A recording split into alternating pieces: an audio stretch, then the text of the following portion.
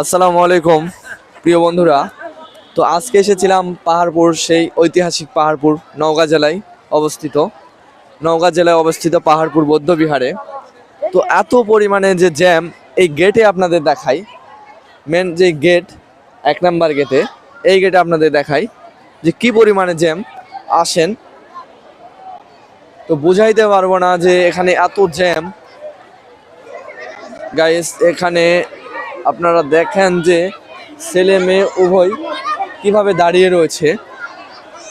তো আজকের এই দিনে আমাদের নওগাঁ জেলায় অবস্থিত ঐতিহাসিক পাহাড়পুর বৌদ্ধবিহারে অনেক বেশি জ্যাম হয়।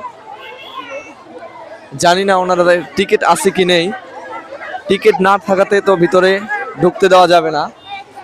তো ফাইনালি এই জন্য মনে হয় এখানে দাঁড় করে রাখছে। তো কিভাবে এখানে একটা জ্যাম হয়েছে বড়, দেখেন। টিকিট ছাড়া আসতে চাইলে যা হয় দেখেন। ফাইনালি গেটটাতে গেটটাতে দেখেন কিভাবে ছেলে মেয়েরা কিভাবে চাপ সৃষ্টি করলো, যা গেট খুলে দিতে বাধ্য হলো।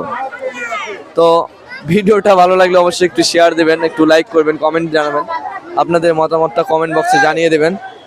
সবাই ভালো থাকবেন, সুস্থ থাকবেন। আর যারা যারা ঈদের দিনে পাহাড়পুর আসছেন না এখনো বা আসতে যাচ্ছেন, অবশ্যই চলে আসবেন। ওকে, আসসালাম।